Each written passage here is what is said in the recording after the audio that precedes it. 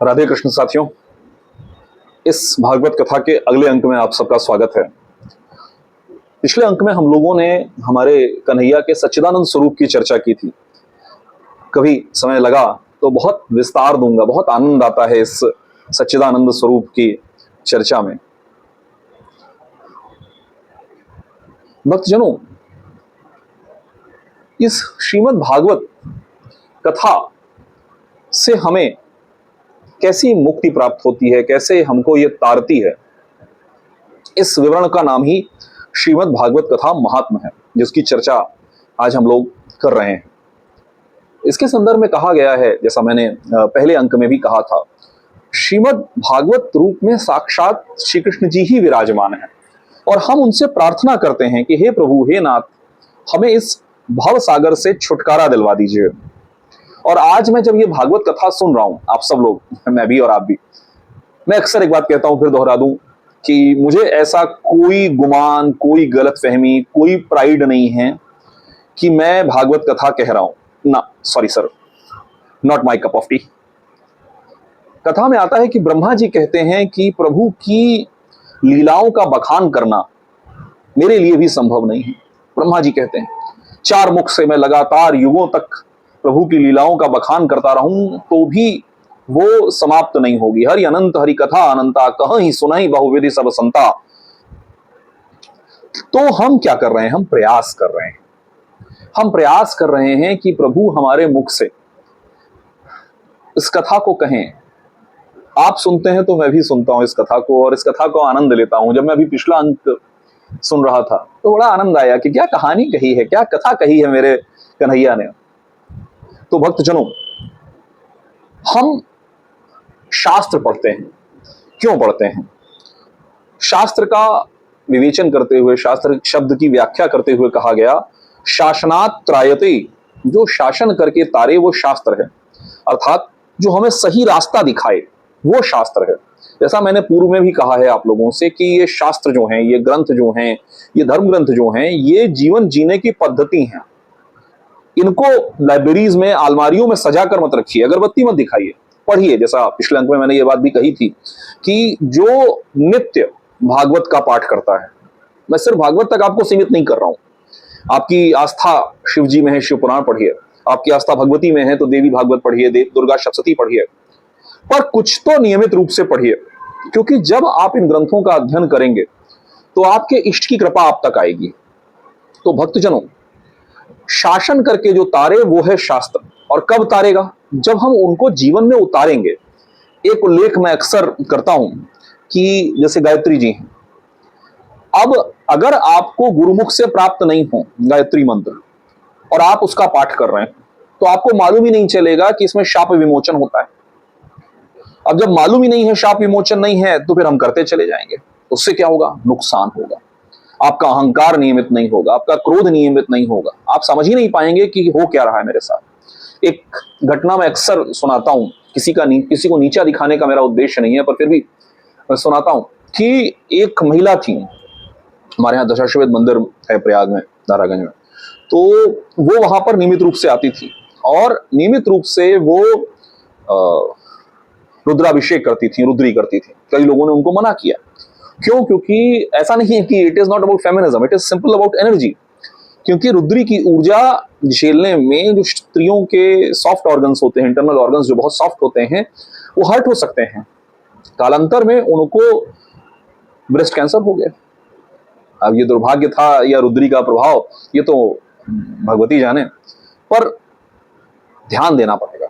हमको सिर्फ वो करना चाहिए जिसका हमको अधिकार हो। क्या अधिकार है, क्या अनाधिकार है, यही बताते हैं शास्त्र। इसीलिए शासनात् त्रायते, जो शासन करके तारे वह शास्त्र है।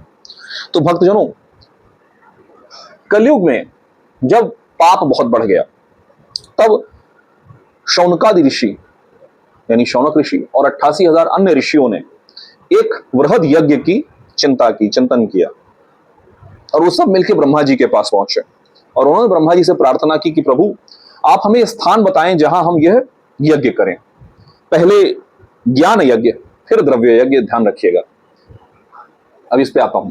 तो ब्रह्मा जी ने एक मानसिक चक्र उत्पन्न किया और कहा कि जहां इसकी नैमी, जहां इसकी धुरी थम जाएगी, वहां पर आप लोग अपना ये ज्ञान यज्ञ करें।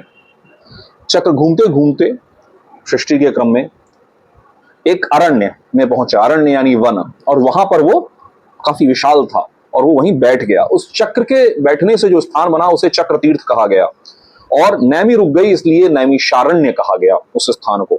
और वहां पर पहले ज्ञान यज्ञ का प्रारंभ हुआ। और उस ज्ञान यज्ञ जैसा आपको याद होगा, पिछले अंक में भी हमने चर्चा की थी कि भागवत कथा जो है वो ज्ञान यज्ञ है, अर्थात हम सभी श्रोता कथावाचक के माध्यम से, मैं भी श्रोता हूं, ध्यान रखिएगा, इस कथावाचन में मैं भी श्रोता हूं, आप ही की तरह बोल कन्हैया रहे हैं।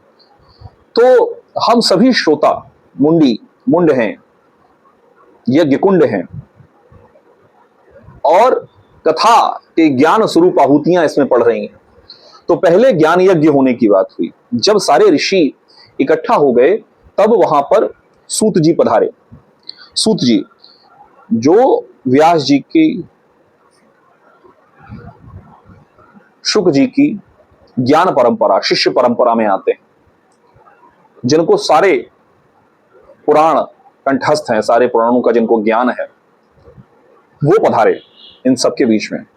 तब शौनकादि ऋषियों ने उनकी अभ्यर्थना प्रार्थना करते हुए कहा, अज्ञान ध्वांत विध्वंस कोटि सूर्य समप्रभ सूताख्याय ही कथा सारम मम कर्ण रसायनम। अर्थात अज्ञान रूपी तिमिर को विध्वंस, विनाश करने वाले आप कोटि करोड़ों सूर्यों के समान हैं। हे सूतदेव, आप हमें कथा सार बताइए जो हमारे कर्ण, हमारे कानों से रसायन की तरह उतर जाए। अब कुछ शब्द हैं जिन पे आपका ध्यान मैं खींचना चाहूंगा। कथा सार का विषय उठा है। शौनक ऋषि विशेष रूप से ये जानते हैं कि कलयुग में लोग बहुत विस्तार नहीं झेल पाएंगे। अब तब तक तो फिर भी लोग 3 घंटे 4 घंटे कथा सुन लेते थे, अब तो लोग 1 मिनट की रील्स में सारा ज्ञान चाहते हैं। इसीलिए हमने भी प्रयास पूर्वक कथा को 10-10 मिनट के, 11-11, 12-12, 15-15 मिनट के अंक में बांधने की कोशिश की है। शेष शिव इच्छा बलवती। तो उन्होंने कहा कि कथा को सार में सुनाइए। 18,000 श्लोक का आपका भागवत है, 19,000 श्लोक का आपका गरुड़ पुराण है, कौन सुनेगा? कौन इतना विस्तार सुन पाएगा? और वेदों की बात तो छोड़ ही दीजिए, वेद उपनिषद आरण्यक, इनकी तो बात ही छोड़ दीजिए। आप हमें कथा को सार में सुनाइए, प्रिसाइज करके सुनाइए। रसायन का एक अर्थ दवाई भी होता है, जैसे वैद्यकीय में, आयुर्वेद में दवा कान के द्वारा भी दी जाती है। तो कर्ण रसायनम, यानी आप ऐसी दवा दें जो हमारे कर्ण से, हमारे कान से रसायन की तरह हमारे हृदय में उतर जाए। क्यों उतर जाए, क्या करे?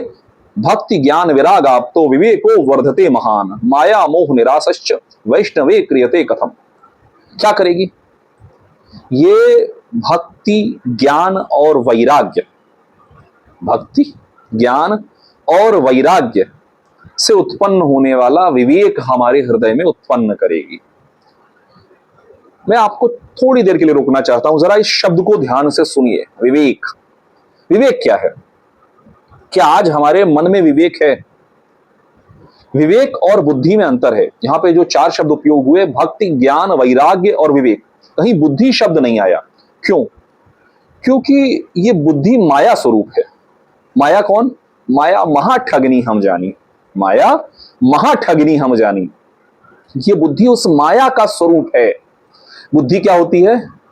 मां बाप को ओल्ड एज होम में छोड़ाओ, यह है बुद्धि। भाई के पैसे को दबा ले जाओ, यह है बुद्धि। सिर्फ और सिर्फ अपना तात्कालिक लाभ देखो, यह है बुद्धि। और विवेक क्या है? विवेक यह है कि अपने गुरु की सेवा करो, जीवित रहते जितना दान कर सको उतना दान करो, समाज को सही दिशा में जहां तक ले जा सको वहां ले जाओ। अगर सौभाग्यवश आप किसी ऐसे कुल में उत्पन्न हुए हो जिसे उच्च कुल कहा जाता है, तो अपने समाज को, अपने साथियों को जो पीछे रह गए हैं साधना में, भक्ति में, उनकी उंगली पकड़ो, उनका हाथ पकड़ो, उनको भी आगे लाओ, उनको नीचा मत दिखाओ, उनको परधर्म की दिशा में जाने के लिए विवश मत करो। यह है विवेक। और वैष्णव लोग इस भक्ति, ज्ञान और वैराग्य से उत्पन्न विवेक से स्वयं को माया, मोह से कैसे छुड़ाते हैं। भक्तजनों, इस चर्चा को आगे बढ़ाएंगे। इसके पहले वीडियो बड़ा हो जाए और आप देख ना पाएं, इसलिए आज इस अंक में इस कथा को यहीं विराम देते हैं। आप सबसे मेरी फिर से प्रार्थना है कि अपने लाइक, शेयर, सब्सक्राइब के आशीर्वाद को मुझ तक भेजें, ताकि मैं और ज़्यादा उत्साहित हूँ इस कथा को करने के लिए। आप सभी को राधे कृष्ण, हर हर महादेव, जय महाकाल, जय भवानी।